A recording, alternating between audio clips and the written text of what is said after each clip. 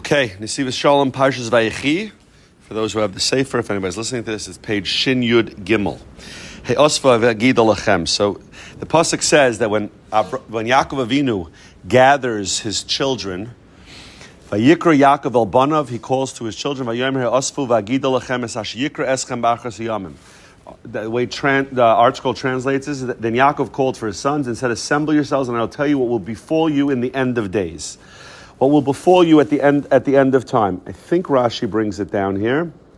Rashi brings the Gemara the Gemara in Pesachim that says, "Bikesh legalis zaketz." He wanted to reveal to them what would be at the end of time. The nistalkim and the Shechina left him. It abandoned him. And he started tell them other things. Says that Rabbi. The Zohar HaKadosh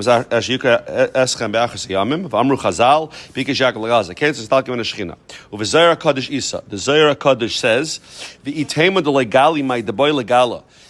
it should enter your mind, if you should think that Yaakov Avinu did not reveal to them what he meant to reveal to them,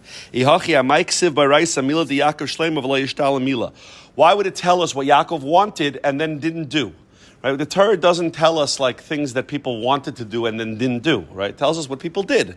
Torah tells us, "Elavada yishtalim." It must be that Yaakov did complete his desire. Kolma de itzrich legali gali. Whatever he needed to reveal, he revealed. The Sasim and the Zohar goes on that he concealed other things.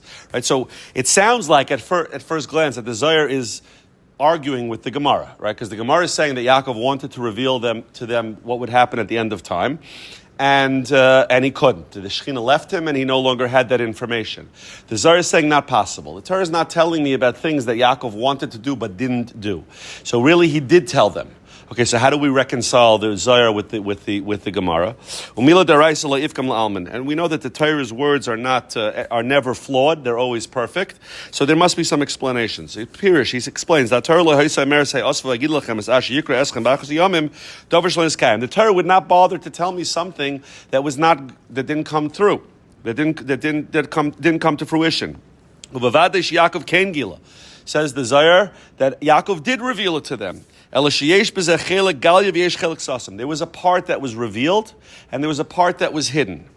For you and Sham, he says, okay, you can see how the Zohar explains this. So what does that mean? So Yaakov wanted to tell them something about the end of time. He did tell them something about the end of time, but maybe not as clearly, or maybe part of it was concealed. But not that he didn't tell them something about the end of time. So we need to understand what was happening here. What did Yaakov want to tell them? What did he tell them? What information did he tell us? We're living in that generation of Achros Hayamim. We're that generation of the people who, this is the end of time. Yaakov Avinu is sending us a message. And you'll see that this is very, very, very critical and very relevant to the times that we're living in. So he says, what was the portion that Yaakov revealed? That whatever was needed to be revealed was revealed. And what remained hidden. He quotes the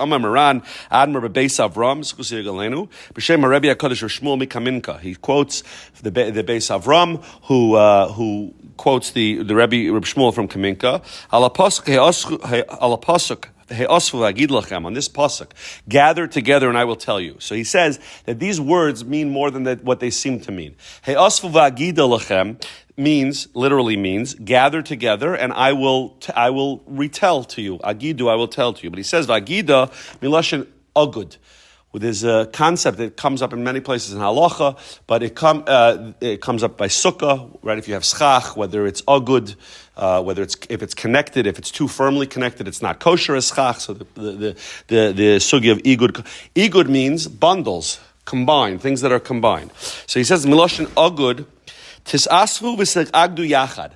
Gather together and bind yourselves together. This is what Yaakov is telling us. Again, not the Pashat Pshat, but Yaakov is telling his sons, I want you to gather, but not just gather. I want you to vagidu. I want you to bundle yourselves together, to connect yourselves. Es asher yikra eschem, which literally means what will happen to you. But the word yikra is also davar zeh yehei yokar. It'll be precious. Yikra, without the aleph, it would spell yakar, which is something that's very precious. V'choshev ma'od is something that's very choshev, something that's very important. The Achros Hayam will be at the end of time. V'yesh lemer b'zeh. We can explain this. D'hinei Chazal amru ala geula. There's a famous, based on a pasuk, but the Chazal tell us that it says in the pasuk, "Be'ita achishana." When it comes to the geula, Rabbi has talked about this many times here in Shul Shabbos morning. That it says about the geula, in its time, I will rush it. Be'ita achishana. So what does that mean? Either it's going to be in its time, or I'll rush it. If something's in its time, then it's not being rushed. If something's being rushed, it's not in the proper time. So the Gemara tells us, the Gemara in Sanhedrin says, "Zachu achishana." If you're worthy, if the Jewish people are worthy to have the redemption rushed, so Hashem will rush it. Lo zachu. If we don't, B'ita, there is a deadline. There's some point in time in history where Hashem says, by then Mashiach will come, regardless of whether you're worthy or not. But if you're worthy, it can come earlier. Yaakov Avinu nasan b'dvarav elu es atzosei liYisrael. Yaakov Avinu, in his words, was giving advice, counsel to the Jewish people. What to do when you're not worthy. What should you do when the Jewish people are not worthy of having Mashiach come? Then you should be mekayim the words that I'm telling you now, which is to gather and bind yourselves to each other. You should connect yourselves to each other. You'll be zoicha, you'll be worthy even when you're not worthy. What does that mean? You'll be worthy. Yaakov is saying, if you find yourself in a situation when you're not worthy, I'm going to give you a secret. I'm going to give you if you ever played video games as a kid. I was not a big video game guy, but I didn't know enough to know that in video games there were like cheat codes, right? There were ways like you can get like extra power or extra lives. So Yaakov is going to say, even if it comes to a point in Jewish history where you're not worthy of Mashiach, I'm going to give you cheat codes, how you can make yourself worthy even though you're not worthy. You're not necessarily living like the way you're supposed to be living, but I'm going to teach you a secret that's going to make you worthy, that you could rush the Gula, that you could rush the redemption. Right, this is a pasuk that says, all of the nation of Israel is tzaddikim. Is that true? Is that possible? Has there ever been a time where every single Jew has been tzaddikim? That means that when you're all together, Amech kulam, when you're all together, kulam means all of you. You're all together, so you're tzaddikim. This is one of the more famous teachings of the Naim Elimelech, the Rebbe Melech of Lezhensk. Sheyesh olam hanikra kol Yisrael. There's a world that's called kol Yisrael. We know that exactly what this means. This is Kabbalistic. I don't really understand, but we know that at any moment in time, there are many different planes at which existence is existing. Right? We tend to see the lowest place of that.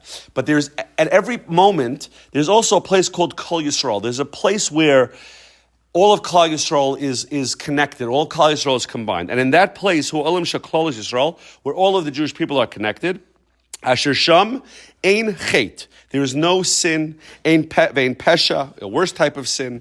Ve'ein Shum Satan Upegara Magir L'Sham. Nothing negative reaches that place. When the Jewish people are combined and they're on some level, all of our souls are connected, in that place there's nothing bad. There's no negative there. In this world, after it filters down to many different levels, it seems like there's bad. It seems like there's things it seems that there are errors. But if we can connect back to the source of our neshamas, where we're all connected, nothing bad touches there. All sin is very individual.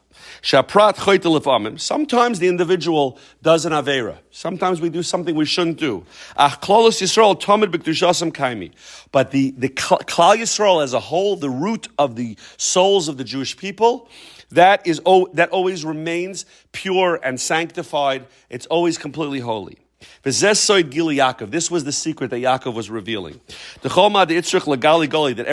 Zohar said that everything that needed to be revealed was revealed. Even if we, on this world, in that lower plane of existence, it's very clear that we're not worthy of redemption. We need to have achdus. We need to have unity and tap into that world of Kol Yisrael. In that way, we become worthy. He's going to explain now. Right on the next page, Yaakov wanted to reveal the end, and the Shechina left him. it sounds almost like Yaakov is being punished. He wants to do something. Hashem doesn't want him to do it, and the Shekhinah leaves him. And the question is, what did he do wrong? Why did he deserve to have the Shekhinah separate from him, to leave him? Pirish bezet tzadikim. He quotes tzadikim, some of the tzadikim, earlier tzadikim of Slanim, other tzadikim. Levishareim zachu. If the Jewish people would be zaycha, as we said before, achishana, that Hashem rushes koydem haketz, before the end of time, right? We said there's a set date on the calendar that Hashem says, by that date I'm bringing Mashiach regardless of what's going on. But if the Jewish people are worthy, it comes earlier. What is that? Yaakov Yisrael saw, he assumed, he understood how Jewish history would unfold, and he realized there's going to be a problem, that when it comes time, well, as we get closer, the later generations, we're not going to be worthy. On an objective level, the Jewish people are not living the way that they lived 2,000 years ago before the Beis Hamikdash was destroyed, right? We're not on that level. So says Yaakov Avinu, there will come a time when you will desperately need Mashiach. But you will not be worthy to bring Mashiach before its time. It will not be the time yet, and you will not be worthy of bringing Mashiach based on your zechusim, based on your mitzvahs, based on your Torah learning, whatever it is, whatever the criteria are. So what do you do then? What do you do if you're not worthy, but we need Mashiach already? This is what's included in the words of the Zohar Kadosh that we quoted before. Everything that needed to be revealed, he revealed, but some parts were hidden. What he wanted to reveal, he revealed. He gave them this advice, this counsel. Even if you're in this situation where objectively you're not worthy, gather together, join yourselves together. She is achdu yachad, join together, and that's how you will draw down the light of Mashiach. That's the part that he revealed. What part did he conceal? What part was not revealed? That date. But that's not real. That wasn't Yaakov's really his main message. He wanted to give over the date, and that he was stopped for. But that wasn't his main message. His main message is, what can you do to bring it before that date? Yaakov didn't want us to wait for the date, whatever that date is, which we weren't privy to. We don't know what that date is. But Yaakov didn't want us to wait for that date. He wanted us to have the tools to bring it earlier. Right? So that date, that if you did nothing, but Yaakov doesn't want us to do nothing. Yaakov is here talking to his children before this is the beginning of the first Galus, which we know that all the Galus of Klal Yisrael really continuations of Galus Mitzrayim. And Yaakov is saying, I don't want you, even if you knew the date, I don't want you to wait for that date. A Jew's job in this world is not to sit and say, I'll wait for that date. What can you do to bring it earlier? And now you may not be on the level of the earlier tzaddikim. So what can you do? You can gather together. You could have achdus. Now he's going to explain a little bit more. And he explains it in terms of Shabbos. He says that there's a problem when it comes to achdus. There's a problem becomes achdus because naturally certain people just don't like each other, right? There's a certain human nature. It's not so easy. You know, we talk about achdus, and people think, right, I've heard this many times from my Rabbi, that like people think that haknasis orchim is like you have your best friend over for a meal on Shabbos. That's not haknasis orchim. It might be nice, whatever, it's a nice thing, but that's not haknasis orchim. Right? Haknasis orchim is, sometimes it means the guy who you don't particularly enjoy spending time with, but you have him over. Right? Chesed is not the things that come naturally. Right? Giving your child a gift is not such chesed. It's chesed on some level, but it's not. Chesed is the thing that, it's not so easy for you to give. It's not so easy for you to do. So says the Nesivos Shalom, V'zeu gam inyan maimer Chazal. This is what Chazal tell us. It's a medrash. Shabbos mevia gula l'olam. The medrash tells us that Shabbos brings geula. Lefisha Shabbos kodesh inyani yichud. Shabbos kodesh. Shabbos is all about achdus. Shabbos is all about unification. K'moy de Isa, right, of those who daven Nusach Sfard. Raza de Shabbos, the second paragraph of Kagavna that we say right before Baruch Hu, Friday night. Raza de Shabbos, the secret of Shabbos. Ihi. So Ihi is either referring to the secret of Shabbos or it's referring to Malchus, but that's not necessary for us right now. Shabbos, this Achadas Baraza de Echad. Shabbos is the unification of this concept of one. Shabbos is also brings Jews together. Brings you Kamaima Rabbi Knesset Yisrael He Ben Zugcha. Right? We know that when Hashem created the world, so Shabbos comes to Hashem with a complaint. You made 7 days. So Sunday partners with Monday, or I think according to the Gross, Sunday partners with Wednesday, and then Tuesday with Wednesday, or Monday with Thursday. But every day, the first 6 days of the week have a partner. Each one has a partner in creation. Says Shabbos, who's my partner? You made an odd number of days. Who do I partner with? So Hashem answers Shabbos that your partner will be the Jewish people. So it sounds like a very cute idea, but what does that mean? What does that mean? Shabbos is saying, I don't have a corresponding day in the week. And Hashem says, you don't need a corresponding day, you're going to have Klal Yisrael. Shabbos is a time for Achdus. During the week, everybody's busy with their own stuff, right? Everybody's got to get to their job. Everybody's got to take care of their family. Everybody's got to deal with their things that come up during the week. Shabbos is a time for Jews to get together, and he gives a mashal.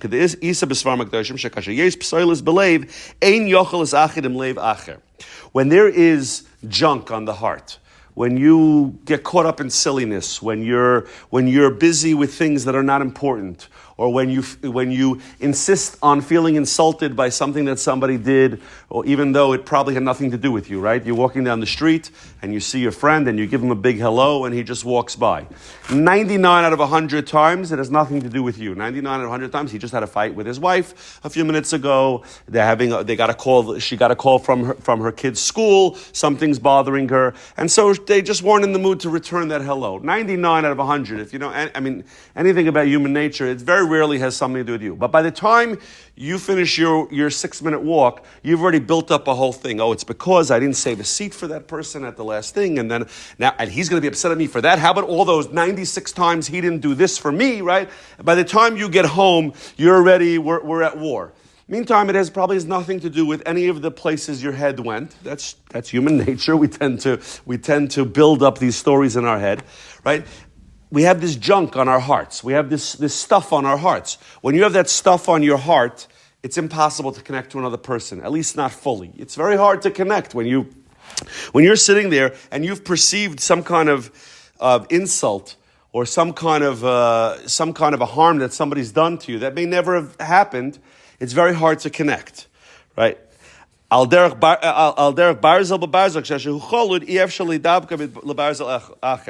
know much about metalwork, but apparently when you have two pieces of iron that you're trying to meld together, if there's rust on one of them or on both of them, you can't do it. You have to first get rid of that rust.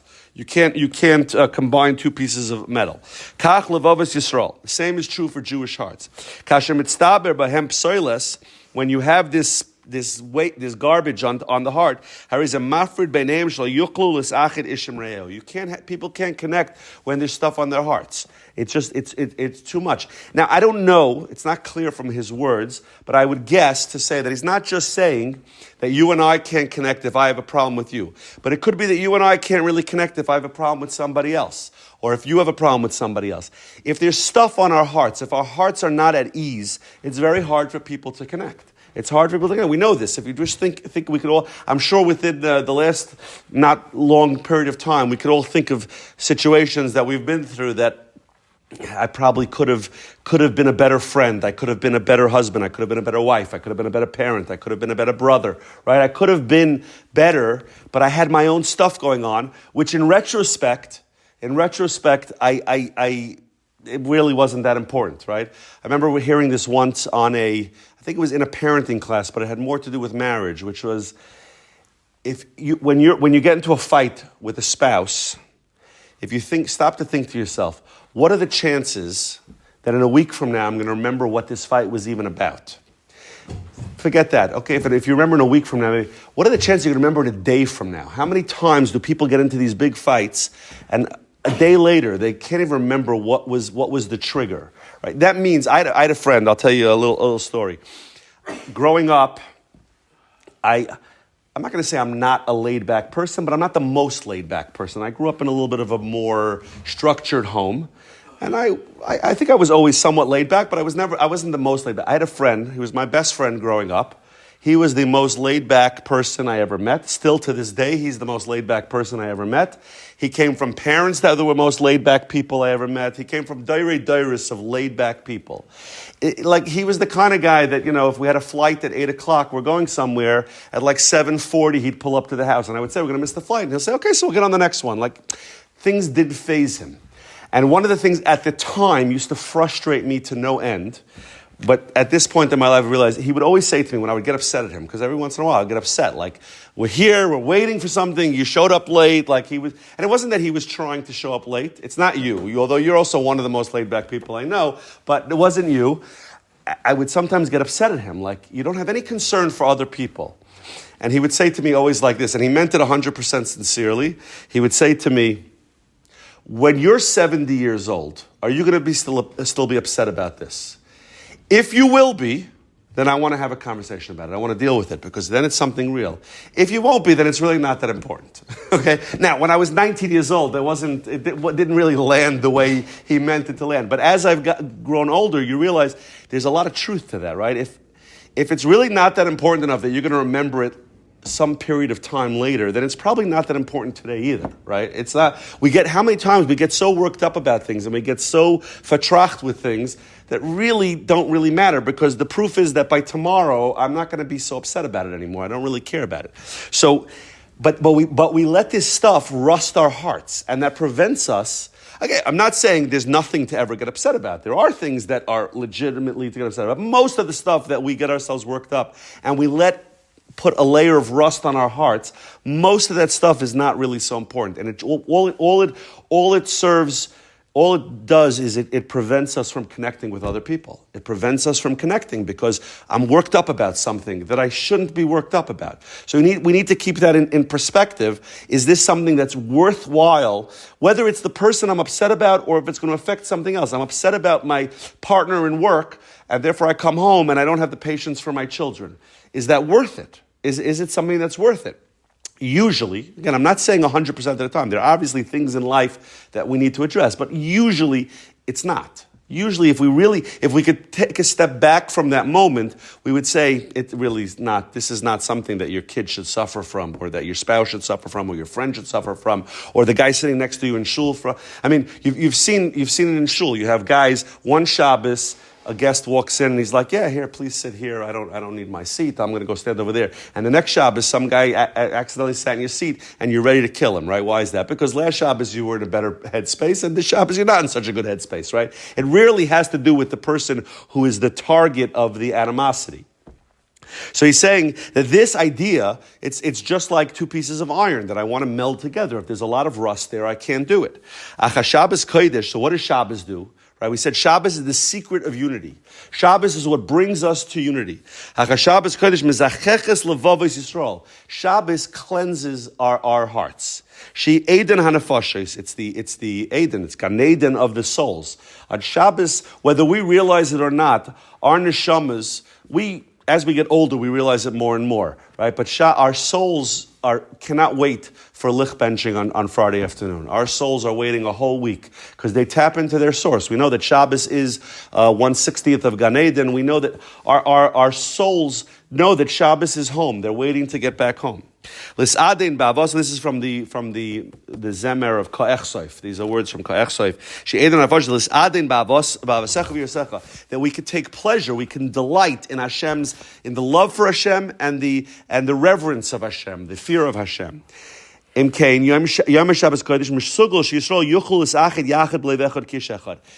Shabbos, what it does is by its very nature, Shabbos rinses off that rust from our hearts. Shabbos, we know ourselves that Shabbos, Friday could be crazy and Friday could be full of stress.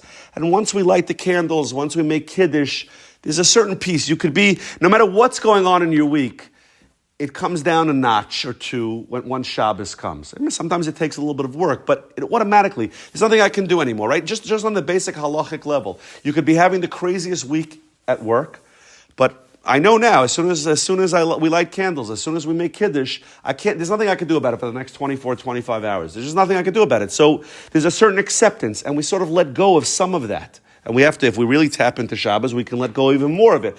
But it's automatic. It's built into Shabbos that no matter what was going on during the week, you're catching your breath.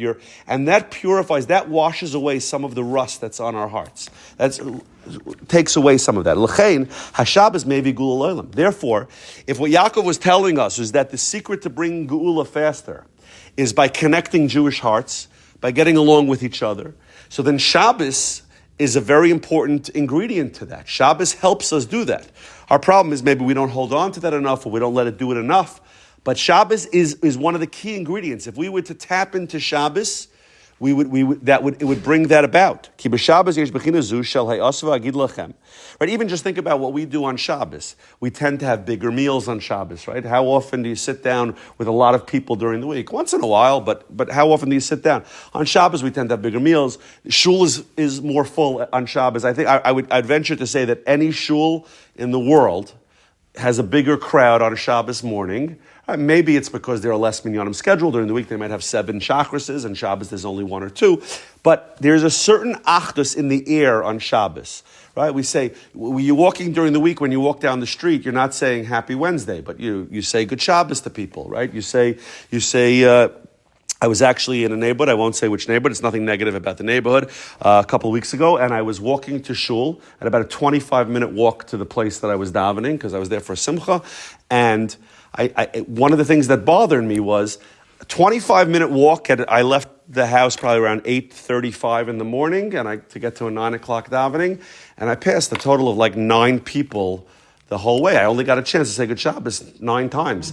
Here, I walk from my house to Hashivenu 8 minutes, and I say Good Shabbos to 45 people Shabbos morning. There's something nice about that, to say Good Shabbos. I don't know, most of the 45 people, I don't know who they are, but you get a chance to say Good Shabbos to people. It's not the fact that place is more rural and there's less people. It's not a negative about that place, but I kind of missed it. I missed that ability to say Good Shabbos to a lot of people as I was walking to shul Shabbos morning, right? That Shabbos is, by its nature, there's a certain achdus, there's a certain coming together of people.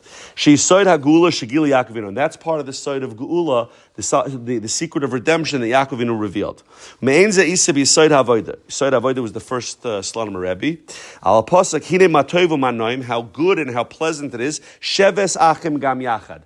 When brothers sit together. Shekol Yehudi b'vnei atzmei hu ner yechidi. We know that every single Jew on his own is a candle. Ner Hashem nishmas adam, that the candle of Hashem is the soul of man. But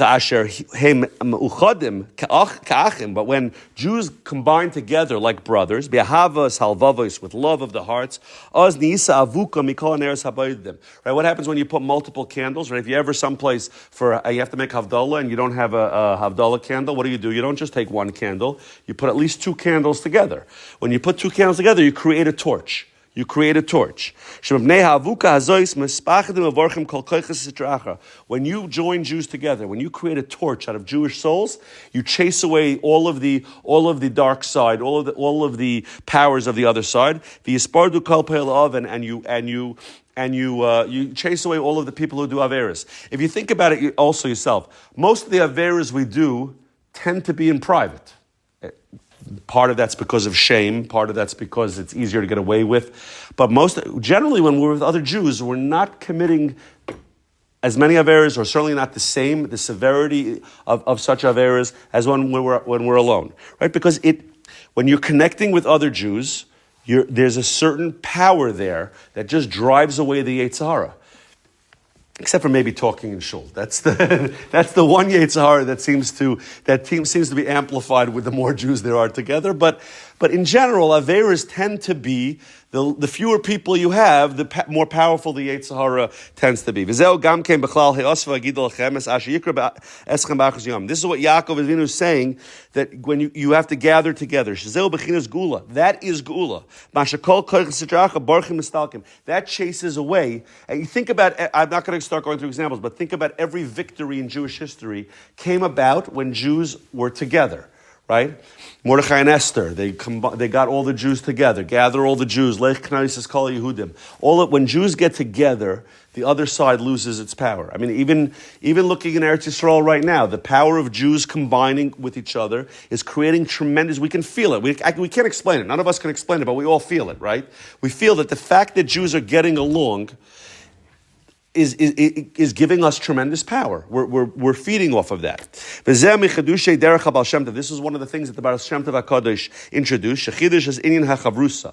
He introduced not learning bechavrusa, but that chevraya kadisha. That was one of the Baal Shem Tov's innovations, was that people, not necessarily even with a rav, chevra should get together, like we're doing now on a smaller scale, but chevra should get together and learn with each other and lift each other up and give chizuk to each other. That was one of the ideas. Before the Baal Shem Tov came along, in most of rural Ukraine, Jews could go weeks without seeing another Jew. The Baal Shem Tov changed that. The guys should get together. They're working hard all day, all week, but they should find a few minutes to get together after Ma'ariv and Shul, to sit together a little bit, to give each other chizuk, to boost each other up. Right?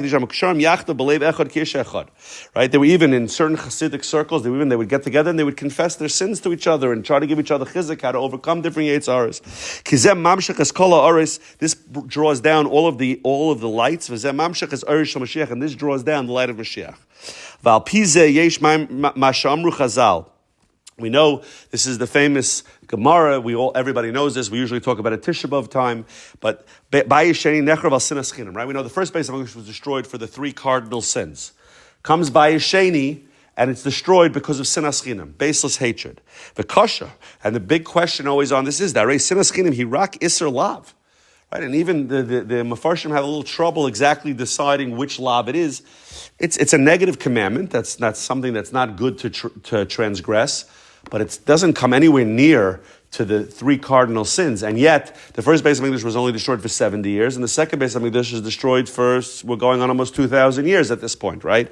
Why was it so severe, Shebegina Charav Beis Hamikdash, that it brought about the destruction of Beis Hamikdash that hasn't been built for 2,000 years? This is a question that is always discussed around Tisha B'Av time, right? Like, okay, sinas chinam it's not a nice thing, it's not a good thing, but it doesn't sound so terrible. So he's saying here, he's explaining, it's not a punishment. It's a result. It's a consequence. What does sinas chinam do? If I hate you for no reason, you hate him for no reason, he hates him, that means we're all individuals. We're all on our own. We're not joining together. If we hate each other, we're not joining together.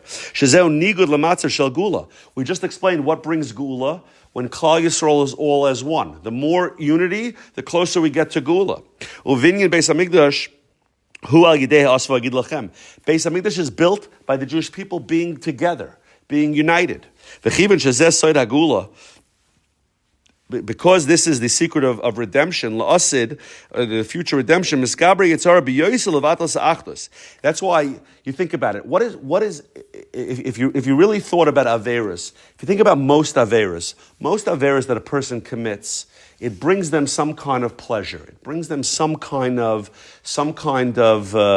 benefit, some kind of physical pleasure, some kind of emotional pleasure, right? Whatever, pick your favorite avera, right? It brings you something. There's one that's really an exception to that, which is lashon hara. Lashon hara brings no physical pleasure. It brings no real emotional pleasure, and yet it seems to be like one of the biggest yetzaros. Right? Why? Because the Yetzer Hara works so hard at that, because he knows that this is the secret. What does Lashon Hara cause? Lashon Hara causes baseless hatred. Baseless hatred prevents the Beis Hamikdash from being rebuilt. That's what he wants. So if you think about it, it's one of the most irrational mitzvahs. A guy is walking down the street and he smells a non-kosher hamburger and he can't control himself, and he goes into the store and he buys it and he eats it. So it's a bad thing. He did a bad thing. But we understand that, okay, he had a physical desire. He gave into that physical desire. Okay, he has to do tshuvas, but at least it's understandable. I told a juicy piece of gossip. What did I get out of that? Did my body feel better? Right? That guy who ate the hamburger, at least for those couple of minutes he was eating the hamburger, he was really enjoying himself. He had a physical... What do you get? But the answer is, it has nothing to do with your physical desire. The Yetzer Hara spends good chunk of his energy trying to get us to create pirud, because he knows that and by the way, it's not just the Yetzer Hara, it's all of our enemies. You see this all the time. What prompts at any time in Jewish history that we were attacked is because when they noticed that we're not exactly on the same page, right? The more period we have, the more dissonance there is in the Jewish world. They know it's a good time to attack. When we're all together, it's not a time to attack us, right? He wants to create these kinds of separations. Because the secret of redemption is hidden inside of our achdus. That was what Yaakov. That was the revelation of Yaakov. When he told them to gather together. The zar that we said before. Everything, and this is, I really think these last few words, you have to learn the whole Torah, but this is the thing. Everything Yaakov needed to reveal to us, everything we needed to know about Golus and Geula, he revealed to us in those few words. That Yaakov Avinu is telling us the secret. All the other stuff, of course, is important. You have to learn more. You have to daven better. You have to keep a kosher home. You have to do all these things. But Yaakov is telling us the secret. There's one area that ends the whole story. That even if you're not Zoichet for Geula, you become Zoichet for Geula. So we hope, Baruch Hashem, we're seeing a level of achdus that we haven't seen in a while in Klal Yisrael. Hopefully we'll learn that lesson and we'll continue it. The war should be over right away, and the achdus should continue to grow, and we should see the Geula that Yaakov Avinu told us, and we're now seeing it come to fruition. We should see it come to full fruition in Mitzvah Hashem very quickly.